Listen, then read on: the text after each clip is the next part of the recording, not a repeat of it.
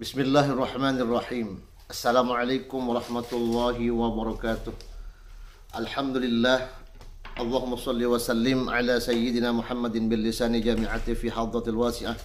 Suratan tamuddu biha jismi min jismihi wa qalbi min qalbi wa ruhi min ruhihi wa sirri min sirrihi wa ilmi min ilmihi wa amali min amalihi wa khuluqi min khuluqihi wa wijhati min wijhatihi wa niyati min niyatihi wa qasdi min qasdihi wa ta'udhu barakatuh alayya wa ala awladi wa ala ashabi wa ala ahli asri ya nur ya nur ya nur ija'alni nuran bihaqqi nur.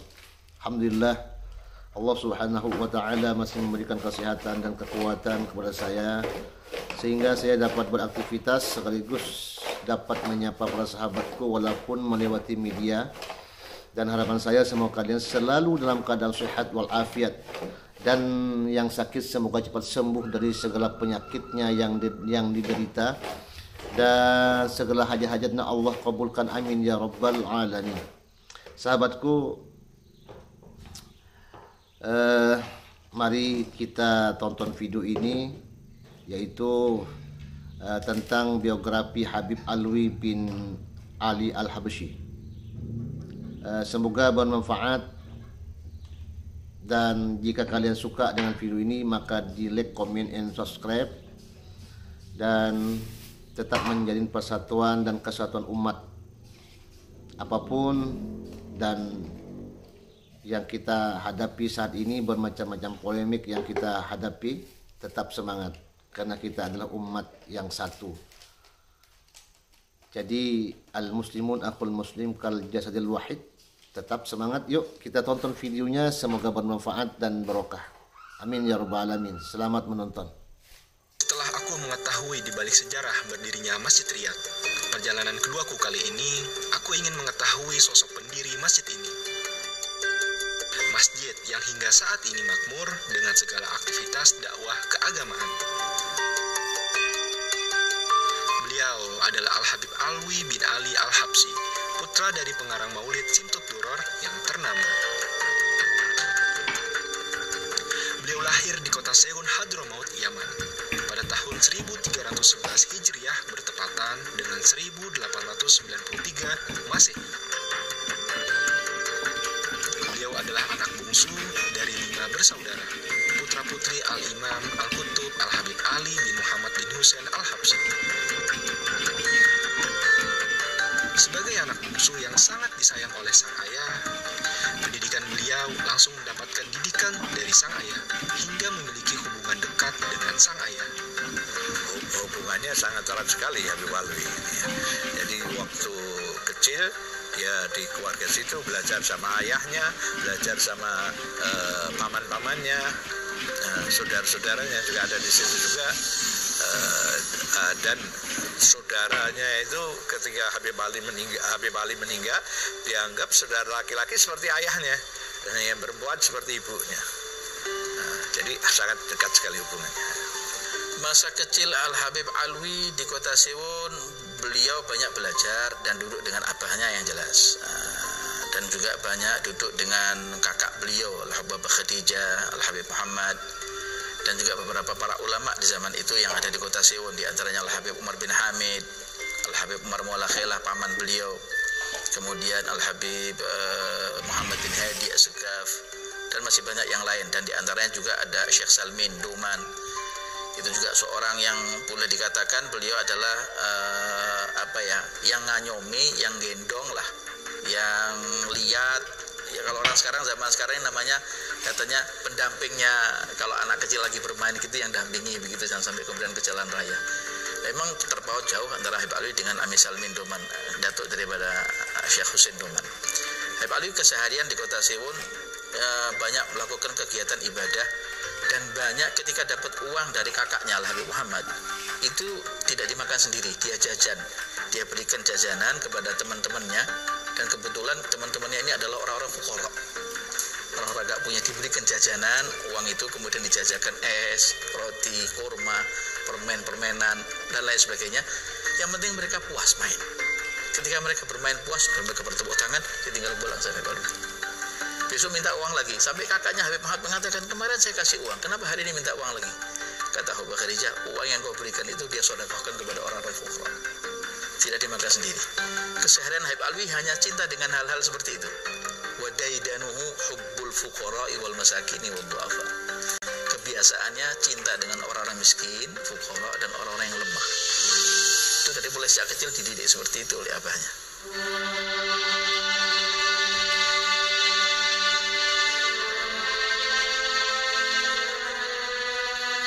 Habib Alwi tumbuh dan berkembang di lingkungan yang syarat dengan ilmu agama. Ayahnya adalah seorang pembesar ulama di zamannya. Hingga di tahun 1313 Hijriah, sang ayah wafat. Hal ini menjadi pukulan hidup terberat dari Habib Alwi, hingga kota Seun menjadi asing bagi beliau. Dan beliau memutuskan untuk hijrah keluar dari Hadramaut yang sangat beliau cintai. Hijrahnya Habib Alwi itu setelah ayahnya meninggal, Habib Alwi meninggal. Habib Alwi ini sering kelihatan murung dilihat oleh kakaknya perempuan itu yang dianggap seperti ibunya. Itu kelihatan murung. Jadi maksudnya untuk menghibur Habib Alwi dikasih tahu kalau ini supaya hijrah ke Indonesia. Di situ kebetulan di Indonesia sudah ada kakaknya ada di Indonesia, Habib Ahmad. Jadi supaya terhibur. Di zaman Habib Ali tidak ada anak-anaknya yang keluar dari Hadramaut. Karena dia kawin, istrinya tinggal di Solo, anak-anaknya di Solo, dia lebih senang tinggal di Solo. Anak-anak yang banyak dari Solo, ya. Walaupun ada yang di luar kota. Luar kota seperti saya punya ayah sendiri itu lahirnya bukan di Solo, lahirnya di Garut. Tapi setelah ibunya meninggal, lalu ditarik sama Habib Alwi ke Solo semua.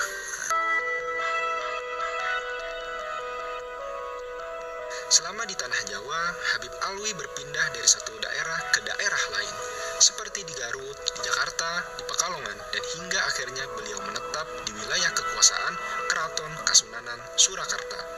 Bahkan kediaman beliau tak jauh jaraknya dari alun-alun selatan.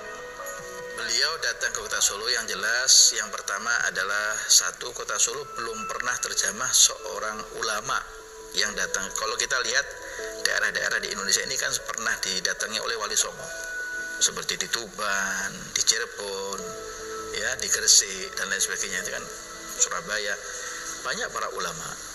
Dan Jawa Timur terutama di Pasuruan, di Tanggul juga banyak para ulama, Jakarta apalagi. Ketika itu kota Solo banyak dihuni oleh orang-orang yang boleh dikatakan punya satu kepercayaan animisme, dinamisme, kejawen lah, orang mengatakan kejawen. Nah, dari situlah kemudian Habib Alwi semacam terpanggil hatinya untuk datang ke kota Solo, dan ini adalah lahan dakwah. Masa orang mau dakwah ada di lahan yang sudah empuk, sudah enak, nikmat, tinggal saya nyemplung datang, selesai. Tidak, lahan dakwah adalah saya harus babat alas. Awalnya di kota Solo sudah ada seorang ulama besar, Al-Habib Muhsin bin Abdullah Segaf, Al-Habib Ahmad bin Abdullah Segaf, dan yang banyak yang lain, di antaranya juga masyayikh yang lain. Datanglah Al-Habib Alwi ke kota Solo, di samping juga menyusul saudaranya yang kakak beliau Al-Habib Ahmad. Di samping itu beliau punya jiwa terpanggil untuk datang ke kota Solo, karena di kota Solo banyak suara-suara bahwa di sini adalah merupakan basis. Dan nanti basis di mana orang di kota Solo ini adalah basis orang belum tahu tentang agama Islam dengan seutuhnya. Jadi kau punya perjuangan, kau punya tanggung jawab dan amanat, mukim kau di kota Solo. Apalagi kemudian dikuatkan dengan perjalanan Al-Habib Alwi menuju ke Al-Habib Abu Bakar bin Muhammad ke kota Gresik. Kan ada kitabnya itu, Layalil Qadr fil Akhdi Anil Habib Abi Bakar. Itu kan ada kitabnya, dan perjalanan Al-Habib Alwi itulah yang kemudian menguatkan Al-Habib Ali untuk semakin kokoh dia ada di kota Solo dan berdakwah di kota Solo dengan membangun rumahnya dan masjid Ar-Riyad ini.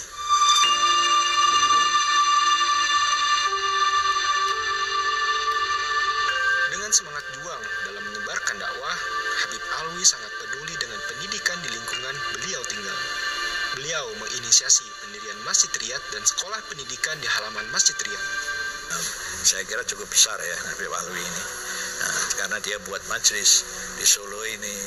Kalau ada seperti ayahnya, kalau ada perselisihan entah ini sering diminta nasihatnya, ya. Terus dia juga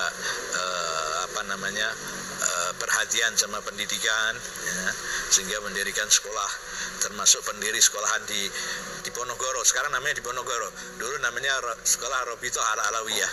Nah, yang umurnya sekarang ini sudah hampir mendekati 100 tahun mungkin. Sekolah di Ponorogo ya. Nah, dulu namanya Robito Al-Alawiyah. Dia buka majelis taklim, yang berkembang sampai sekarang ini. Sangat penting, anak harus sekolah. Tidak boleh anak tidak sekolah. Harus sekolah, seperti kakeknya juga. Kakeknya buka pendidikan, anaknya juga ngikuti. Kan kita harus ngikuti orang-orang tua kita. Al-Habib Alwi bahkan tidak hanya membiarkan anak-anak muda ketika itu hanya sekolah. Sampai beliau membangun satu waktu, memilih satu waktu itu beliau minta kepada orang tua-tua ketika itu untuk datang agar supaya anak-anak mereka yang sudah sekolah di pagi hari sampai siang jam 11 ketika itu sampai jam 12 jangan dibiarkan hanya anak-anaknya hanya bermain di tegalan atau di alun-alun main layangan dan lain sebagainya. Antarkan anak-anak itu ke Masjid Riyad di Zawiyah. Kami akan sediakan teh, kacang dan sedikit makanan snack yang kecil. Anak-anak boleh bermain, boleh tidak mendengarkan, yang penting mereka bisa duduk. Kepedulian itu seperti itu. Bahkan jarang didapati memang apalagi zaman sekarang ya. Zaman sekarang banyak majelis di mana-mana di Kota Solo, di Habib Syekh, di Habib Novel, di Habib Muhammad bin Husain dan masih banyak yang lain. Tapi itulah kemudian awal terbangunnya itu ya tadi itu kepedulian Al-Habib Alwi bin Ali bin Muhammad Al-Habasyi. Dibangunnya rumah di samping Masjid Riyad, di sampingnya juga ada zawiyah itu tidak hanya sekedar hanya untuk menerima tamu, tapi untuk taklim, untuk dirasah ilmiah, pembelajaran buat anak-anak muda, kalangan-kalangan orang tua. Al-Habib Anis dengan kecerdasannya, dengan multi briliannya, beliau mengatakan bahwa banyak kaum ketika itu yang datang ke Masjid Riyad di waktu sore mereka sudah ajak menjelang untuk istirahat. Kalau ketika itu sore, Habib Anis zaman itu sore. Oleh Habib Anis dirubah menjadi siang. Jadi ketika mereka akan beranjak pulang ke rumah untuk makan siang, kata Habib Anis jangan ke rumah. Datang ke Masjid Riyad, tak kasih sedikit snack, pakai roti, pakai teh, dengarkan kajian ilmu, setelah itu pulang sebentar. Setelah pulang sembahyang zuhur di rumah atau di masjid, bisa sembahyang zuhur di masjid. Setelah itu kemudian kembali ke tempat aktivitas kalian masing-masing. Ada yang ke pasar Klewer, ada yang ke pabriknya, ada yang ke tempat kantornya, ada yang ke sekolahan dan lain sebagainya.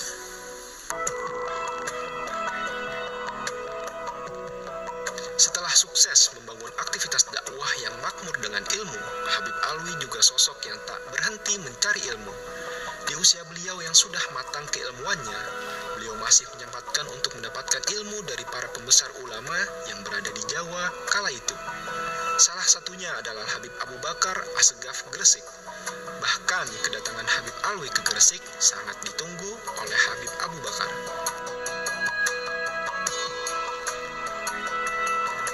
Habib Alwi ke Gresik tertulis lengkap dalam catatan khusus yang berjudul Menjemput Amanah. Al-Habib Alwi sebetulnya sudah banyak ditunggu oleh Habib Abu Bakar bin Muhammad. Anda melihat kisah Al-Habib Abu Bakar ini adalah seorang figur, seorang kutub ulama besar, walinya para aulia. Beliau adalah seorang karismatik, wali Allah yang karismatik, ulama yang karismatik, figur yang Masya Allah luar biasa, haibah, muhab, wibawa. Gak jarang dari ulama di zaman itu kalau datang kepada Al-Habib Abu Bakar ngambil air wudhu supaya gak ketahuan apa isi hatinya, karena tajam sekali pandangan batinnya Habib Abu Bakar bin Muhammad Asegaf. Ketika Al-Habib Alwi datang ke kota Gresik, awalnya itu akan berangkat ke kota Gresik itu dicegah oleh Habib Husain Haddad, Habib Husain Jombang. Karena Habib Husain Haddad tahu kalau Habib Alwi ini datang ke kota Gresik menyebut amanah, berarti umurnya tinggal sedikit. Sedangkan kita ini, kaum pemuda kebanyakan di kota Solo, masih butuh figur seorang beliau, Habib Alwi bin Ali. Kalau beliau menyebut amanahnya Habib Abu Bakar, tanda bahwa ajal beliau sudah dekat. Jadi makanya dicegah sama Habib Husain, nanti Habib Bakar belum manggil, pulang dulu ke kota Solo. Hari kedua nanti Habib Bakar belum manggil. Sampai yang kesekian kali, 3 atau 4 kali, barulah Habib Alwi kemudian diantar oleh Habib Husain Haddad Jombang untuk menjemput amanah dari Al-Habib Imam Abu Bakar bin Muhammad As-Segaf. Ketika itu Al-Habib Bakar mengatakan, saya sudah tunggu sudah sekian lama, kemana kau ya Alwi? Kata Habib Ali, saatnya sudah Allah Ta'ala takdirkan untuk datang kepada engkau ya Habib Abu Bakar, dan saya ingin apa yang menjadi pitutur, nasihat, petuah, amanah yang kau akan berikan, saya siap. Dipeluk oleh Habib Abu Bakar, dilepas. Wah, Masya Allah. Makanya kata Habib Husain, kalau pulang dari kota Gresik harus mampir ke kota Jombang. Karena saya akan cium keningnya Habib Alwi. Semenjak kau bertemu dengan Habib Abu Bakar, kau semakin terang, kau semakin hebat, kau semakin muhab, semakin wibawa. Subhanallah, cintanya mereka para ulama seperti itu tandanya. Itulah keadaan di mana Al-Habib Abu Bakar bin Muhammad As-Segaf, karena beliau adalah khazanah min khazanah al-Ba'alawi, lemari dari harta simpanan Sadah Ba'alawi ada di gudangnya Al-Habib Abu Bakar bin Muhammad, ada di pundak beliau. Jadi setiap orang yang datang kemudian dititipkan, ini amanah dari abahmu, ini amanah dari datukmu, kakekmu, ini amanah dari para salafmu, termasuk Habib Alwi bin Ali bin Muhammad Al-Habashi di masa itu. Itu singkatnya seperti itu, Mas Firdaus. Itu istilahnya hubungannya pribadi ya, Habib Alwi sama Habib Abu Bakar. Itu apa yang dibicarakan kita tidak tahu ya. Tapi yang penting ada kok bisa keluar sampai itu menjemput amanah, pasti ada pesan-pesan dari ayahnya, dari Habib Ali yang disampaikan oleh Habib Abu Bakar untuk disampaikan secara langsung. Ada buku kitab perjalanan Habib Ali ke Gresik. Di situ pun ya tidak disebutkan amanahnya itu apa. Paling amanah ya suruh mengikuti jejak orang tuanya, saya kira mungkin seperti itu. Yang dijemput oleh Habib Alwi, ya diantaranya yang dijemput oleh beliau adalah amanah. Amanah itu sifatnya mungkin semacam kayak makom, rahasia, entah apa, wallahu a'lam yang di dalamnya ya. Termasuk juga mungkin akhlak atau mungkin juga perilaku keseharian Al-Habib Ali bin Muhammad Al-Habashi, atau pengambilan sanad keilmuan dari guru-guru beliau ke guru beliau, guru beliau ke guru beliau, itu jangan putus hingga sampai Habib Alwi bin Ali bin Muhammad Al-Habashi.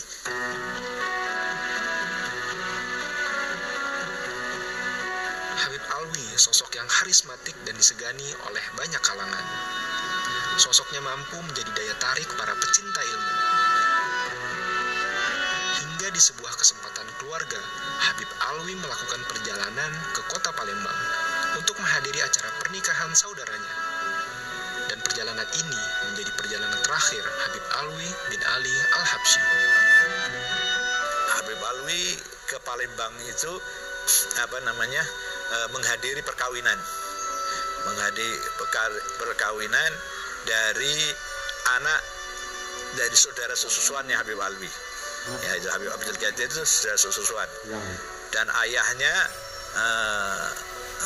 ayah dari mantan laki-laki itu Habib Muhammad, itu anak dari Habib Umar sebagai katibnya Habib Alwi. Jadi hubungannya sudah dekat dari jauh. Waktu mengadakan perkawinan, Habib Alwi diundang, Habib Alwi berangkat ke sana. Berangkat, tadinya mau ngajak saya punya ayah, tapi Habib Alwi bilang, jangan kamu tunggu aja di Solo karena ada saudara-saudara perempuan kamu di Solo, suruh jaga. Hasil perkawinan, mungkin juga berangkatnya itu kondisinya mungkin sudah agak berkurang ya. Sampai dia itu berangkat ke sana sudah siap dengan kain kafan, dengan ini semua dibawa. Wasiatnya juga, jadi dia berangkat ke Palembang, kemudian meninggal di Palembang. Meninggal di Palembang, di dalam wasiatnya diantaranya dia minta dikubur di tempat yang sekarang ini. Dulu di situ ada pohon kurma, dia minta dikubur di bawah pohon kurma. Wasiatnya itu, wasiatnya minta dikubur di pohon kurma. Cuman yang disampaikan itu karena dulu tidak bisa telepon langsung ya, pakai telegram atau apa, jadi salah paham, pohon kurmanya ditebang di tempat pohon kurma itu. Ditanamin di situ. Perjalanan dulu kan tidak semudah sekarang. Dari Palembang tidak ada pesawat langsung ke Solo. Jadi setelah disolatkan di Palembang, dibawa ke Jakarta, ditaruh di Kuitang. Habis dari Kuitang disolatkan juga di situ, karena banyak orang yang mau nyolatkan. Habis solatkan terus diterbangkan ke Solo. Di Solo itu juga sulit, karena di Solo itu tidak ada lapangan terbang. Ada punya militer, punya AURI, tapi dengan meminta izin, alhamdulillah dapat kemudahan sehingga bisa dibawa ke Solo. Sampai di Solo pun sulit. Di Solo bukan seperti di Jakarta, orang meninggal ditanam di halaman rumahnya bisa. Kalau di Solo tidak bisa. Jadi ada orang-orang mungkin yang tidak senang, tidak mau dikubur di sini. Orang Solo itu gitu. Jadi di samping rumahnya aja mobil jenazah ditaruh, kadang-kadang tidak mau. Nah, lain kalau di Jakarta kan banyak rumah keluarga depannya ada kuburan. Di sini tidak ada. Jadi harus di pemakaman. Tapi ya, alhamdulillah ada bantuan dari salah seorang, Yuslam, Bapak Yuslam Badres, termasuk tokoh di Solo ini, sampai akhirnya bisa terlaksana dikubur di sini. Sering kita dapatkan cerita Al-Habib Alwi ketika beliau datang ke Palembang itu untuk kunjungan acara walimatul ursi kemanten dari bangsa Al-Mulakhelah di sana di kota Palembang. Beliau datang, itu tas yang beliau siapkan itu bukan isinya baju, bukan sarung, bukan selendang lidah, tapi adalah kain kafan, kapas, kapur barus, peralatan untuk kematian. Kan aneh kan? Dibawalah oleh beliau sampai ke Palembang. Acara di Palembang beliau kurang sehat, sampai kemudian beliau akhirnya disediakan kamar oleh warga Al-Mulakhelah Asgaf di sana. Lalu kemudian beliau sakit dan dirawat agak beberapa lama di tempat itu hingga akhirnya wafat. Wafat, dibuka tas koper itu isinya bukan baju, ternyata peralatan kematian yang sudah disediakan. Subhanallah. Akhirnya beliau kemudian ya ditajhiz, jenazahnya dipersiapkan di kota Palembang sana, dimandikan, dikafani, disolatkan, dan kemudian ditaruh di dalam peti yang sudah dipenuhi dengan tanah. Disolatkan, lalu kemudian diterbangkan ke Jakarta oleh Habib Ali Kuitang, diterima oleh Habib Ali Kuitang di Kuitang sana, karena amanatnya Habib Ali Kuitang. Ya Alwi, sepulangnya kau dari Palembang jangan kemana-mana ke sini. Habib Ali mengatakan tidak, saya akan pulang dari Palembang menuju ke kota Solo, saya akan mampir ke Kuitang. Semua itu amanat betul-betul dijalankan. Jadi yang datang bukan Habib Alwi yang masih hidup, tapi Habib Alwi yang sudah menjadi jenazah. Disolatkan di Palembang, disolatkan di Kuitang, dan kemudian diterbangkan sampai ke kota Solo dengan pesawat TNI, pesawat Tentara Nasional Indonesia ketika itu. Sesampainya di kota Solo kemudian disolatkan kembali di Masjid Ariyat. Jenazah seorang ulama besar disolatkan di 3 tempat, di Palembang, di Kuitang, di kota Solo. Dan subhanallah dengan ribuan, bahkan dengan banyak itu yang pengunjung pentakziah yang mengantarkan jenazah Al-Habib Ali bin Muhammad Al-Habsyi di malam Jumat itu, di tanggal 20 Rabiul Awal tahun 1952-53 Masehi.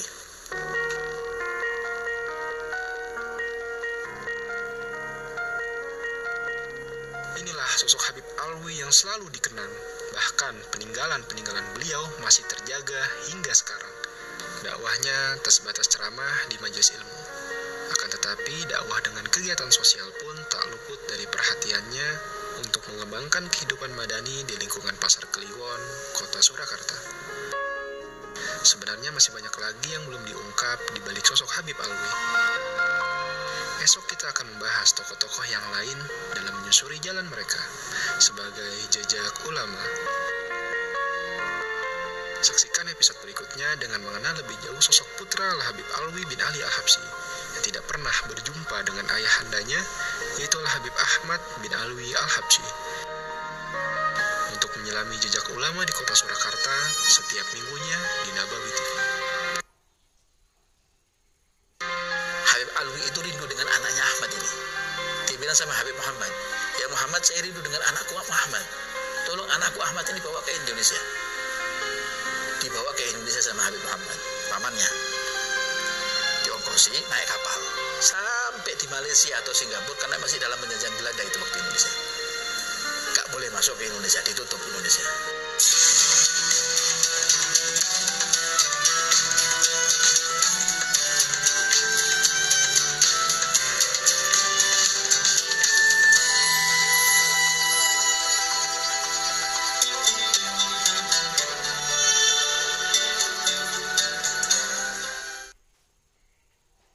Demikianlah sahabat-sahabatku semua dimanapun kalian berada, biografi atau manaqib Habib Alwi bin Ali Al-Habsyi. Nah, semoga kita mendapatkan keberkahannya dari Allah Subhanahu wa taala, dikarenakan di mana di situ kita membacakan manaqib-manaqib para aulia Allah, maka diturunkan Allah beberapa rahmat bagi orang yang membaca dan yang mendengarkannya. Maka dari itu semua kita mendapatkan rahmat Allah Subhanahu wa taala, dan sehingga kita selalu mengamalkan apa-apa yang telah disampaikan oleh Nabi Muhammad sallallahu alaihi wasallam, dan yang dilarang semoga kita dapat menghindarinya. Amin ya rabbal alamin. Terima kasih sahabatku yang sudah setia menonton selalu video-video saya. Jika terdapat hal yang kurang berkenan, ma'assalamu fi amanillah. Assalamualaikum warahmatullahi wabarakatuh. Selamat menyaksikan, sampai jumpa.